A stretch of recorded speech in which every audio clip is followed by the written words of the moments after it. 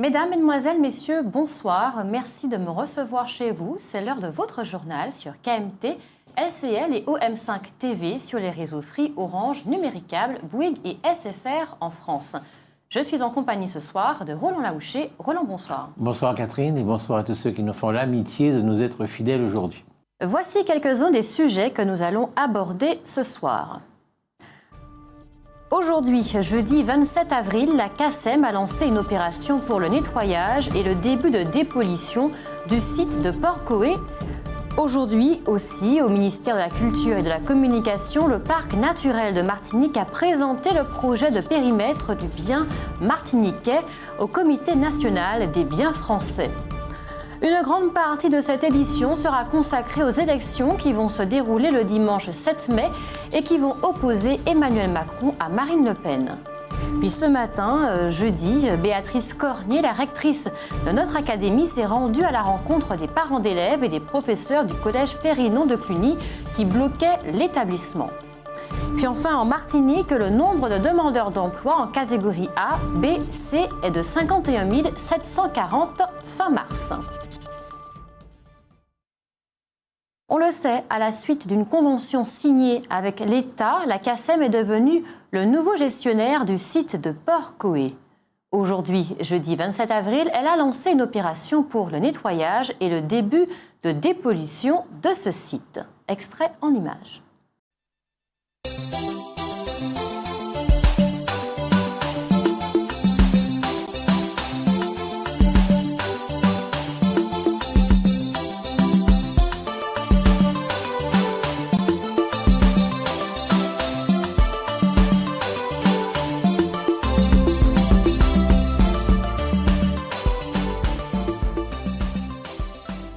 Suite aux pluies récentes qui se sont abattues sur notre territoire, la rivière des Pères, qui borde les communes de Saint-Pierre et du Prêcheur, a une fois encore débordé et perturbé la circulation.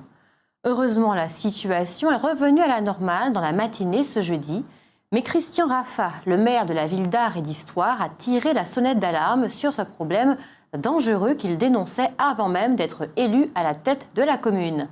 Il en appelle donc à la CTM et à l'État pour que les 4000 habitants des quartiers du nord de Saint-Pierre et du Prêcheur ne se retrouvent pas coupés du reste de la Martinique à chaque nouvelle crue.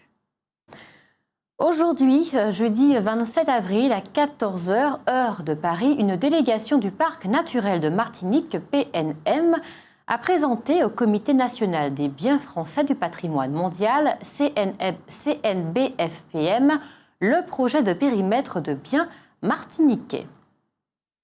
Cette présentation qui a eu lieu au ministère de la Culture est une étape importante de la procédure d'inscription de la Martinique au patrimoine de l'UNESCO. L'inscription du bien naturel martiniquais sur la liste du patrimoine mondial de l'UNESCO est une action collective entreprise de longue date par la collectivité territoriale. Cette démarche s'inscrit dans le cadre d'un projet de développement socio-économique du territoire martiniquais en harmonie avec la nature, la culture et l'environnement et en totale concertation avec la population. Elle vise à renforcer l'intérêt faunistique, floristique et scientifique des aires volcaniques et forestières du nord de la Martinique et constituerait, si elle est adoptée, un instrument supplémentaire de visibilité internationale et un indéniable atout tant touristique qu'économique. Rappelons que Ségolène Royal soutient très activement ce projet.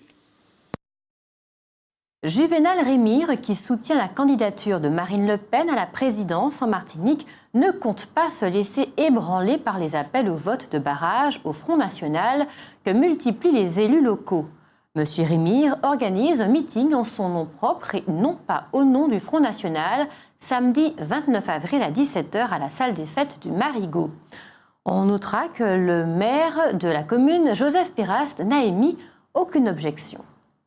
Concernant les deux candidats qui s'affronteront pour le second tour des présidentielles, une analyse ultra simplifiée pourrait se contenter de nous dire qu'Emmanuel Macron est le candidat de l'ouverture extrême et Marine Le Pen la candidate de la fermeture extrême.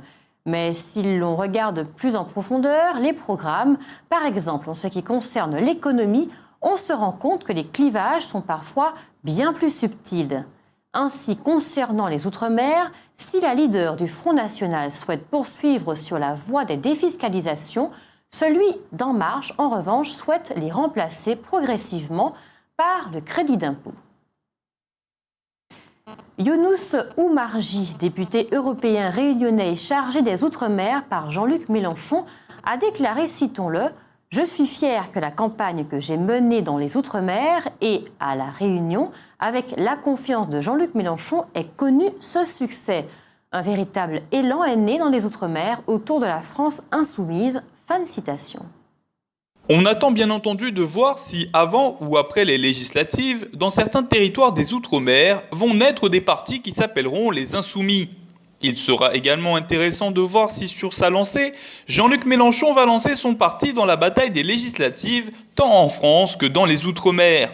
On observera la cohérence de ce candidat qui, s'étant présenté comme le candidat anti-système, refuse d'appeler à voter Emmanuel Macron, qui est évidemment un pur produit de ce système.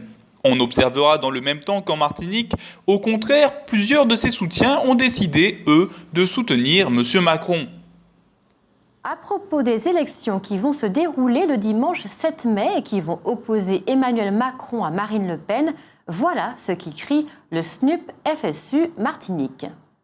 Le SNUP FSU Martinique appelle à voter contre Marine Le Pen et à faire barrage par tous les moyens possibles au Front National. Nous sommes en effet très inquiets des scores réalisés par ce parti d'extrême droite qui depuis toujours propage et diffuse des thèses racistes et xénophobes, la haine de l'autre sur fond de révisionnisme et négationnisme. Le SNUEP FSU Martinique rappelle que l'école de notre pays est viscéralement française quand elle est diverse et multiculturelle, multicolore ou polychrome et polyglotte. Nos sociétés et écoles sont fortement menacées et il est curieux que les populations des DOM ne l'aient pas compris, avec un Front National qui articule son programme sur la persécution des immigrés et leurs descendants et des personnes nées dans un autre pays. Le mouvement Nous Pepla, dont le porte-parole est Marcelin Nadeau, le maire du Prêcheur, a fait parvenir à la presse un long communiqué dans lequel on peut lire, citons-le. Nous Pepla appelle l'ensemble des Martiniquais dans un sursaut de dignité et de responsabilité à dire non au Front National et à combattre par tous les moyens les idées de cette mouvance politique. Nous Pepla écrit également « L'attitude d'une grande partie de la classe politique locale a également largement contribué à légitimer l'extrême droite en permettant l'accession d'un membre de ce parti au sein du conseil municipal de Sainte-Anne en mars 2014. » Malgré les nombreux avertissements, un élu FN est installé au cœur de cette municipalité avec le silence complice des médias et de la très large majorité des organisations participant à la gestion du pays.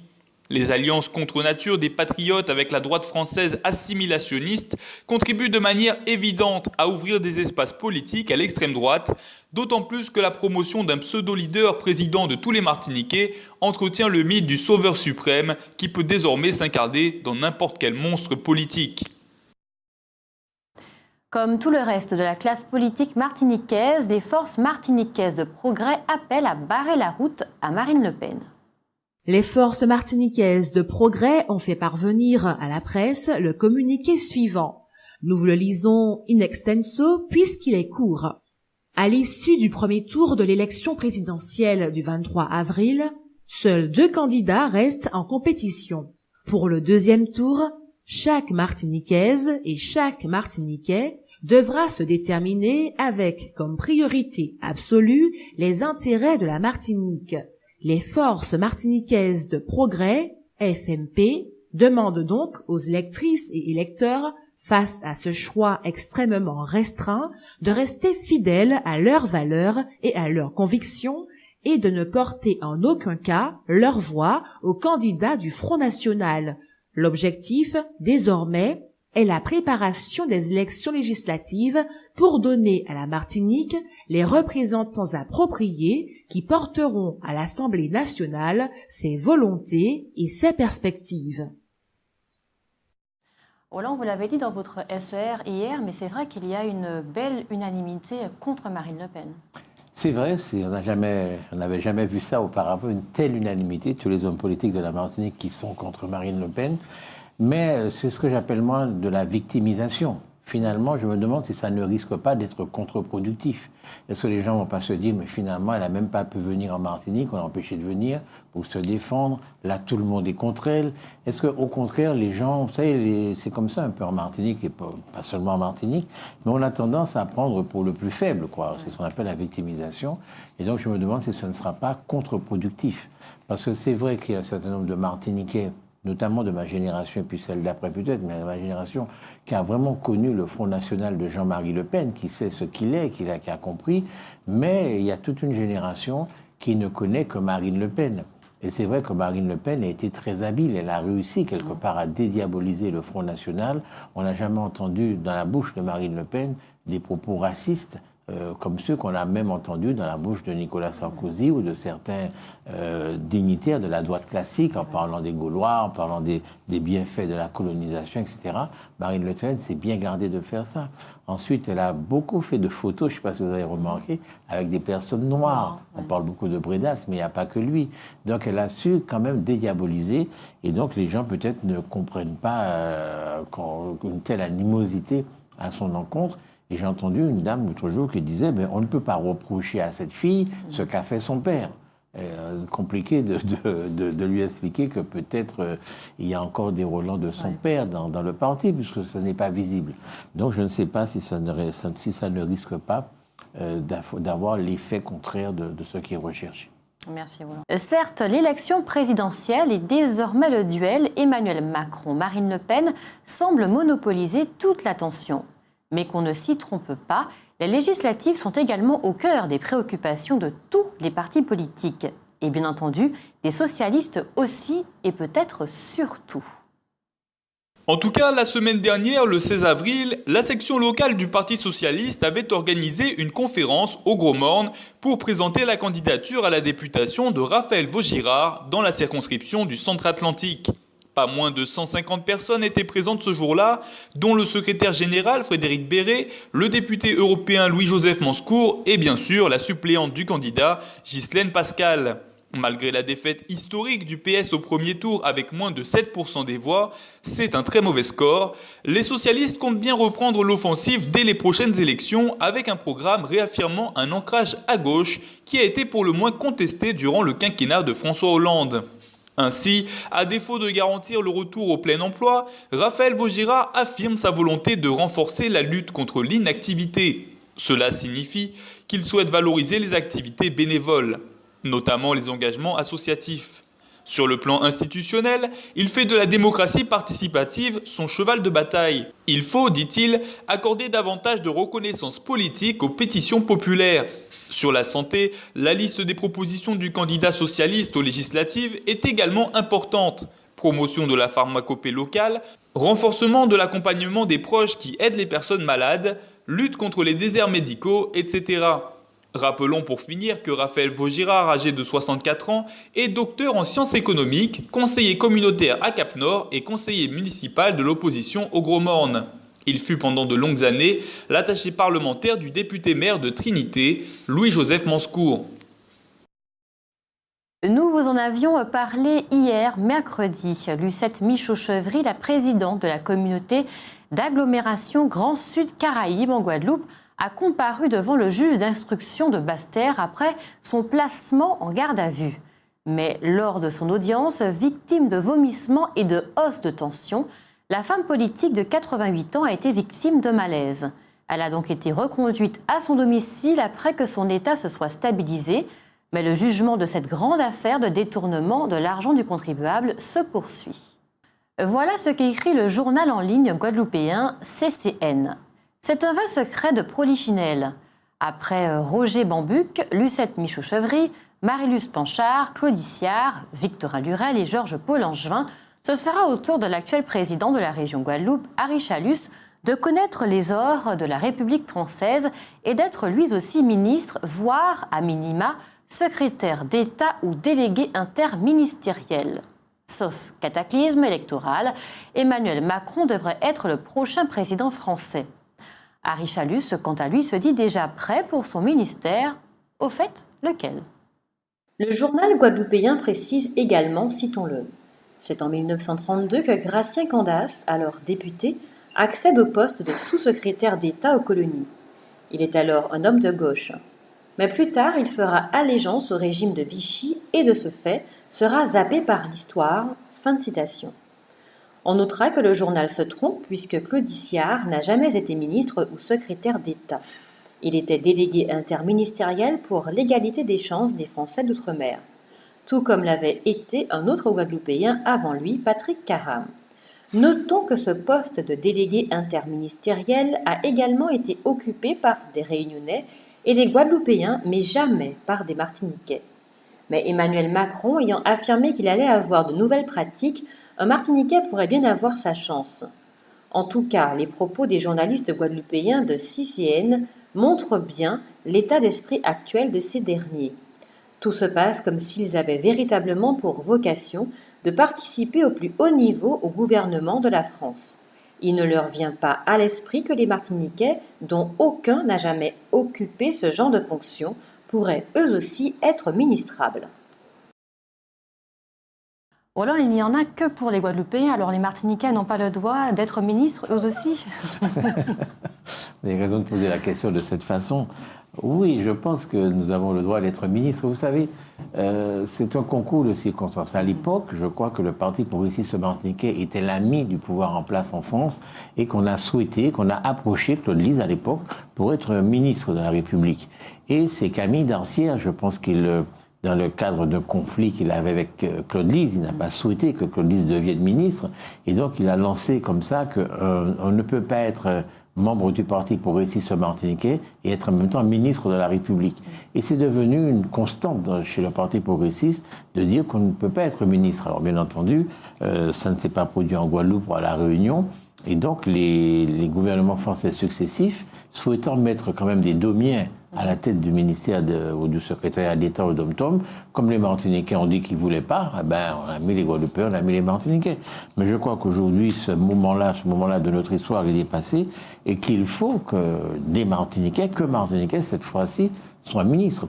Alors, les Réunionnais l'ont déjà été, Debré, Éric Cabaret en ce moment, les Guadeloupéens l'ont été, on l'a vu dans l'article à maintes reprises. Il est temps que ce soit un Martiniquais. Alors, j'espère que quelle que soit la personne qui sera élue le 7 mai, soit Marine Le Pen, soit Emmanuel Macron, qu'ils prennent en compte le fait qu'il faut que cette fois-ci, il y ait un Martiniquais ou une Martiniquaise dans le gouvernement de la France, et si possible dans un gouvernement, dans un poste intéressant, pas un sous-secrétaire d'État ou délégué quelque chose, mais un vrai ministre qui soit martiniquais. Il faut le souhaiter.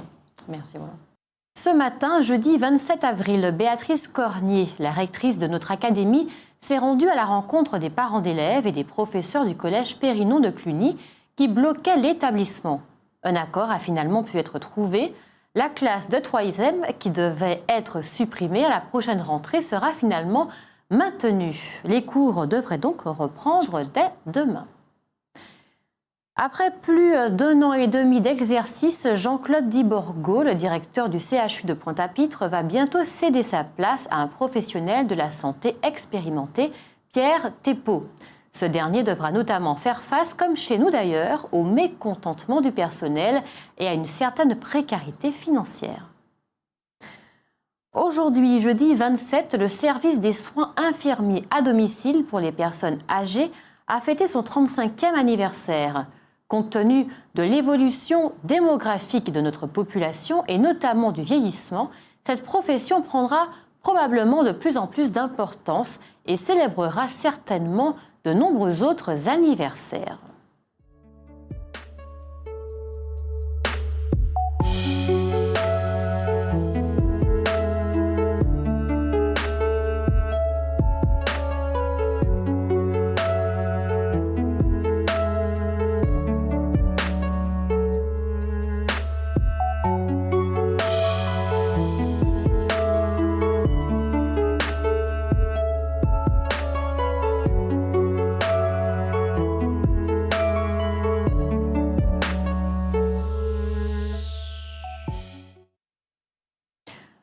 Le directeur général de l'ARS est actuellement à Paris où il consulte le ministère de la Santé.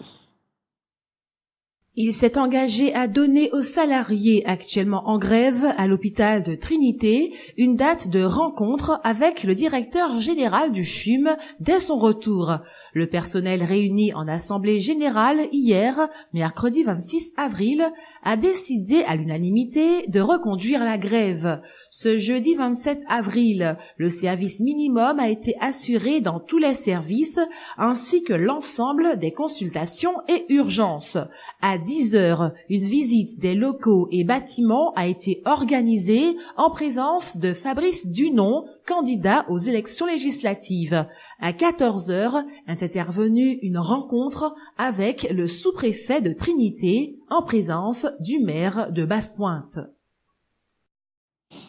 Alors, il semble que ce soit la reconstruction de l'hôpital de Trinité qui soit nécessaire. C'est vrai. Cet hôpital, fort heureusement, je n'ai pas eu à le fréquenter beaucoup, mais chaque fois que j'y suis allé, j'ai été frappé par le fait qu'on n'avait pas l'impression d'un hôpital moderne, quoi, qui n'est pas digne, à mon avis, de la Martinique d'aujourd'hui. Et je crois que, bon, on parle toujours des grands travaux, refaire le lycée Chelcher, refaire telle route, faire le TCSP, etc. Je crois qu'on pourrait également avoir comme grand travail, ou comme gros travaux, la reconstruction d'un hôpital. Parce que, premièrement, ça donnerait beaucoup de travail aux gens. Parce que, bon, l'hôpital, c'est un bâtiment relativement imposant. Et puis ensuite, ça aurait derrière une utilité très importante. Il s'agit de la santé. Donc, je crois qu'il ne faut pas lésiner. Je crois qu'il faut refaire cet hôpital carrément. Et les Trinitéens ont raison de s'inquiéter du fait qu'on en parle depuis longtemps et que ça ne se fasse pas. Je crois qu'il faut refaire cet hôpital. Ceci dit, je répète ma position sur le développement et les constructions. Moi, je crois qu'il faut, dans ce pays-là, refaire carrément une ville nouvelle. Une ville nouvelle avec son hôpital, avec sa mairie, avec tout ce qu'il y a, des logements pour les gens, enfin, son cinéma, ses restaurants et tout. Refaire une ville nouvelle, ça donnerait beaucoup de travail aux gens et surtout, ça permettrait aux gens pendant longtemps, parce que quand on fait une ville nouvelle, il faut construire des maisons, mais il faut faire tout ce qu'il y a dans la maison. Donc ça donnerait du travail aux plombiers, ça donnerait du travail aux électriciens, ça donnerait du travail à tous les corps de métier. Et ça nous permettrait de reloger les gens, parce que l'autre fois, on a reçu ici Cyril Letchimy, après on a discuté, et on parle de Maurice Bishop, du fait d'avoir relogé les gens qui étaient à Maurice Bishop et d'être en train de les reloger dans des logements très neufs qui sont finalement très beaux. Mais c'est important, je ne sais pas si ça vous est arrivé d'aller, on passe dans les communes, on ne traverse pas les communes en général, on passe sur le bord de mer, etc. Mais quand on rentre dans les communes, on se rend compte que parfois il y a un habitat dans ces communes qui est digne du XVIIIe siècle, quoi. Donc on devrait pouvoir déloger ces gens-là et les mettre dans une ville neuve avec de belles maisons, des maisons climatisées, etc. Moi, je pense que c'est ce vers quoi on doit aller pour le développement, donner du travail aux Martiniquais. Voilà. Merci. En Martinique, le nombre de demandeurs d'emploi en catégorie A, B, C est de 51 740 fin mars. Ce nombre augmente de 1,8% sur 3 mois, soit plus 890 personnes, et recule de 1,1% sur un an. En France, y compris les DROM, ce nombre augmente de 0,7% sur 3 mois et augmente de 0,8% sur un an. Retour en Martinique, sur 3 mois, le nombre de demandeurs d'emploi en catégorie A, B, C augmente de 2,6% pour les moins de 25 ans, mais diminue, moins 5,5% sur un an. En ce qui concerne les personnes âgées de 25 à 49 ans, leur nombre augmente, plus 0,1% sur un mois, et diminue, moins 3,4% sur un an.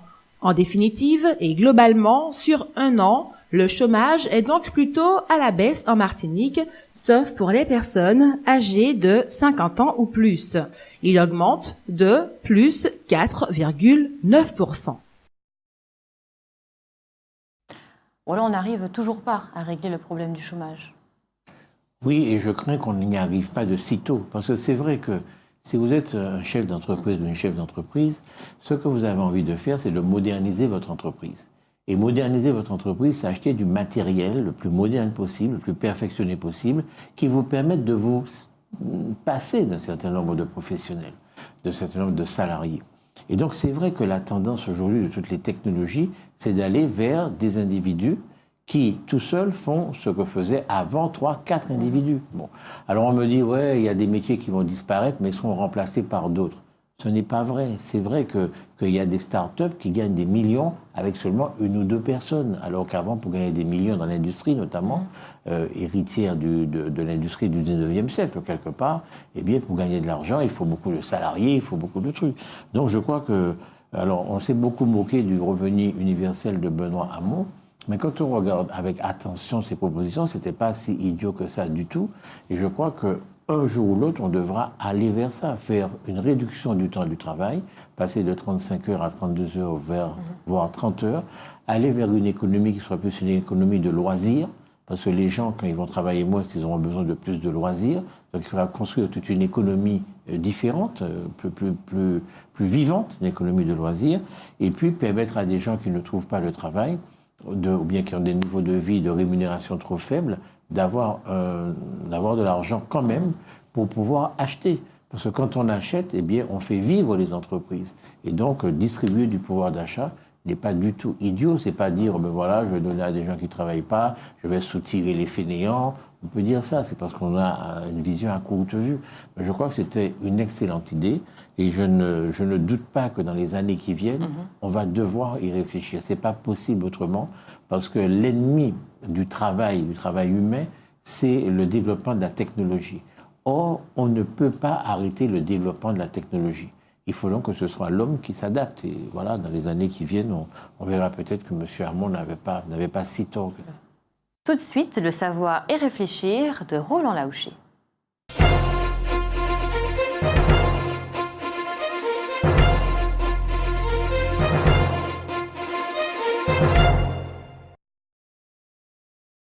En matière d'aide fiscale, il semble qu'Emmanuel Macron, qui connaît bien ce dispositif puisqu'il a été ministre de l'économie, soit plutôt partisan d'un crédit d'impôt plutôt que de la défiscalisation. En réalité, Marine Le Pen, quant à elle, n'a pas beaucoup détaillé son programme pour les Outre-mer. Curieusement, son discours ressemble à celui de Jean-Luc Mélenchon. Tous les deux, ils ont mis l'accent sur le fait que les véritables frontières de la France se trouvent dans l'océan Indien, dans le Pacifique et dans la Caraïbe, jusqu'en Amérique du Sud avec la Guyane. On a senti une volonté chez l'un et chez l'autre de davantage ancrer les DOM dans la France. Ainsi, Marine Le Pen a annoncé l'instauration d'un ministère de la mer dans lequel seraient englobés les Outre-mer.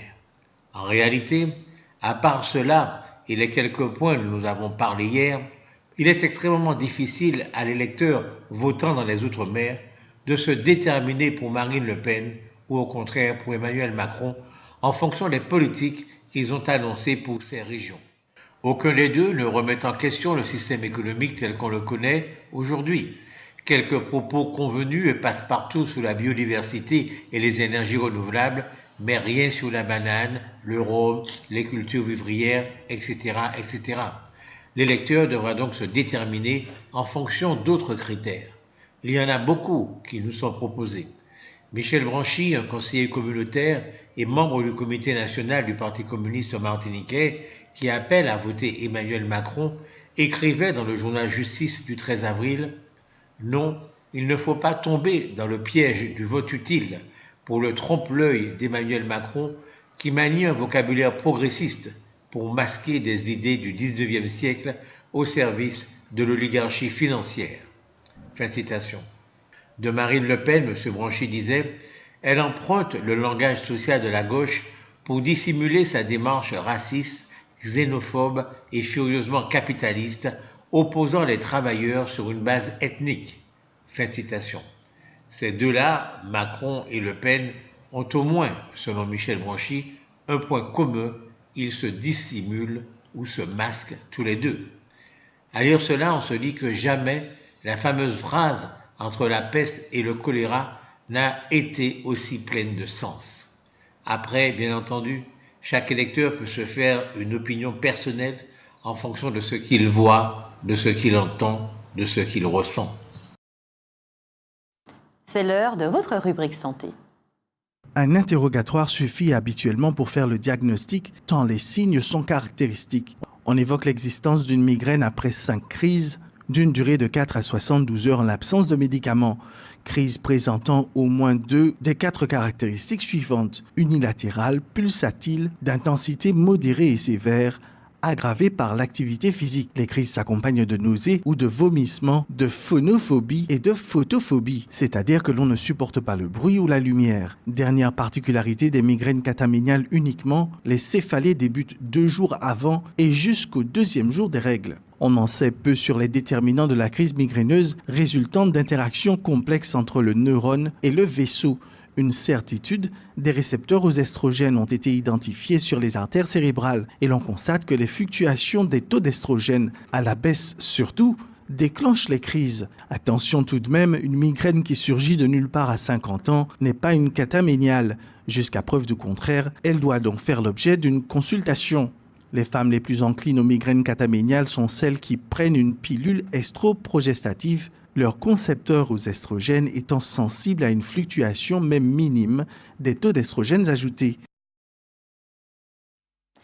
Il est l'heure pour nous de nous quitter. Merci de nous avoir suivis. Merci de votre fidélité. Merci Roland. Merci Catherine, merci infiniment de m'avoir reçu sur ce plateau. Et puis à vous qui nous avez fait le plaisir de nous accompagner ce soir, passez une bonne soirée. Nous remercions tous ceux qui ont participé à la réalisation de cette édition.